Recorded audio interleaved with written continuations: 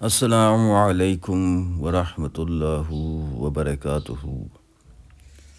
صالح ماحول کی دعا و کوشش کرنا۔ ہر شخص کی یہ خواہش ہوتی ہے کہ اس کی اولاد ایک پرامن صالح ماحول اور معاشرے میں پرورش پائے۔ اس کے لیے محض خواہش ہی کافی نہیں ہے، بلکہ اسلام نے امر بالمعروف اور نہی عن المنکر کا ایک نظام دیا ہے جو اسی مقصد کے لیے ہے کہ انسان اپنی آئندہ نسلوں کے لیے ایک ایسا صالح معاشرہ مہیا کر سکے جس میں برائیوں کو پنپنے کا موقع نہ ملے اور اچھائیاں پھلیں پھولیں، لیکن یہ اسی صورت ممکن ہے کہ جب وہ امر بالمعروف و نہی عن المنکر کو اپنائے اور اپنی اس معاشرتی ذمہ داری کو ادا کرے۔ اس کی اسی جد و جہد کے باعث یہ ممکن ہوگا کہ اس کی آئندہ نسلوں کو ایک پرامن صالح معاشرہ مہیا ہو جائے جو اس کی نسلوں کو خیر و بھلائی، ایثار، پیار اور محبت کے ساتھ جینے کا موقع دے۔ تربیت اولاد میں ماحول کی اہمیت سے کس کو انکار ہو سکتا ہے؟ کوئی بھی مسلمان اپنی اولاد کو ایسے ماحول میں آباد کرنا نہیں چاہے گا جہاں شر و فساد کا دور دورہ ہو، فسق و فجور عام ہو اور شیطانی مراکز کی کثرت ہو، بلکہ انہیں وہاں بسائے گا جہاں خیر کا چلن ہو، نیکی غالب ہو، دینداری کا زور ہو، مساجد موجود ہو، قرآن و سنت کی تعلیم کے مراکز ہوں، اسلامی اصولوں کی بنیاد پر نئی نسل کی تربیت کرنے والے ادارے موجود ہوں۔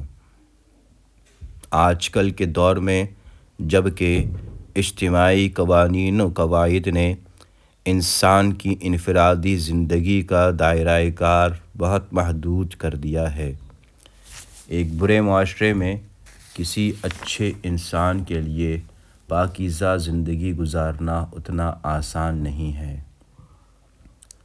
اجتماعی ماحول اگر برا ہے تو انسان پر لازماً اثر انداز ہوتا ہے اور اس کی حالت یوں ہو جاتی ہے جیسے پانی سے باہر مچھلی کی ہو۔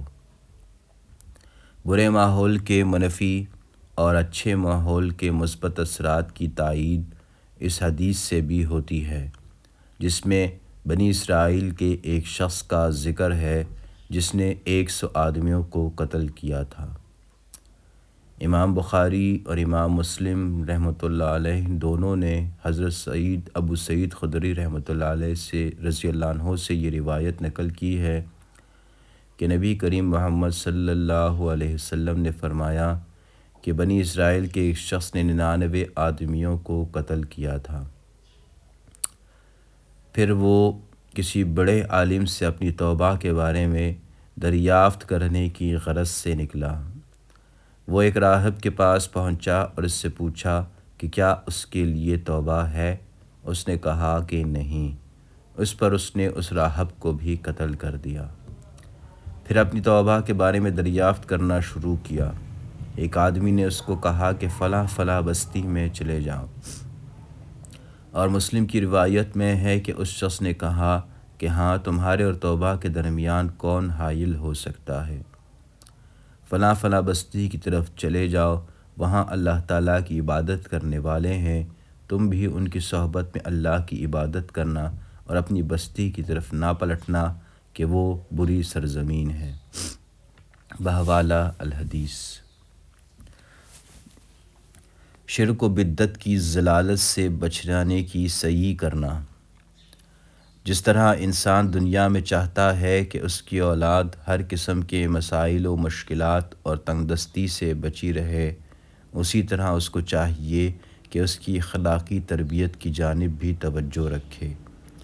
بہت سے والدین اس معاملے میں انتہائی لاپرواہی اور غفلت کے مرتکب ہوتے ہیں۔ گندی صحبت، میڈیا کی غلاظت اور مخلوط معاشرت سے اولاد کو روکتے نہیں۔ جب اس کے بد اثرات سامنے آتے ہیں تو رونے بیٹھ جاتے ہیں۔ غور کرنا چاہیے کہ انبیاء اس ضمن میں اپنی اولاد کے لیے کس قدر فکر مند تھے۔ یہ فکر مندی ہمیں سیدنا ابراہیم صلی اللہ علیہ وسلم کی سیرت میں بدرجۂ اتم نظر آتی ہے کہ خود بھی حنیف ہے اور چاہتے ہیں کہ اولاد بھی شرک و بدعت کی ضلالت سے محفوظ رہے۔ اور یہ فکر صرف اپنی ذات تک محدود نہیں ہے، بلکہ اللہ تبارک و تعالیٰ کے سامنے عاجزی سے اپنی اولاد کی عافیت کے لیے دعا مانگتے ہیں۔ اصل معاملہ یہ ہے کہ مادی قوانین فوری عمل کرتے ہیں، جبکہ اخلاقی قوانین دیر سے اثر انداز ہوتے ہیں۔ لہٰذا والدین اسی خوش فہمی کا شکار ہو جاتے ہیں کہ ان کی اولاد رذائل اخلاق سے محفوظ رہے گی، مگر ایسا نہیں ہوتا۔ مادی قوانین کی مثال یوں ہے کہ اگر آپ گرم چائے میں انگلی ڈالیں تو آپ کی انگلی جل جائے گی اور آپ کو فوراً اندازہ ہو جائے گا کہ گرم چائے کا اثر فوری ہوتا ہے۔ زہر کے بارے میں ہر شخص جانتا ہے کہ وہ انسان کے لیے موت کا باعث ہے، لہٰذا کوئی شخص بھی زہر کھانے کے لیے تیار نہیں ہوتا، کیونکہ یہ بات یقینی ہے کہ اس کا نتیجہ فوری سامنے آئے گا۔ دوسری جانب ہم دیکھتے ہیں کہ انسان نے جھوٹ بولا مگر اس کی زبان پر کوئی چھالا تک نہیں نکلا، لہٰذا انسان کا اخلاقی قوانین کے اثر انداز ہونے کی صلاحیت پر اعتماد کم ہوتا چلا جاتا ہے۔ لیکن صاحب نظر لوگ مادی قوانین کی طرح اخلاقی قوانین پر بھی پوری طرح یقین رکھتے ہیں کہ وہ اثر انداز ہو کر رہیں گے۔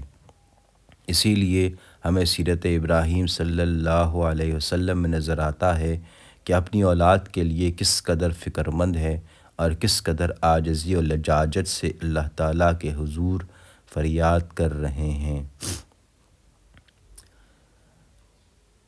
جیسے کہ ایک جگہ ہے کہ ربی انہن اضللن کثیرا من الناس فمن تبعنی فانہ منی ومن عصانی فانک غفور رحیم، یعنی اے میرے رب، یقیناً انہوں نے بہت لوگوں کو گمراہ کیا ہے، پس جس نے آپ ابراہیم صلی اللہ علیہ وسلم کی پیروی کی وہ آپ صلی اللہ علیہ وسلم کا ہے، اور جس نے آپ صلی اللہ علیہ وسلم کی نافرمانی کی پس تو یقیناً معاف کرنے والا مہربان ہے۔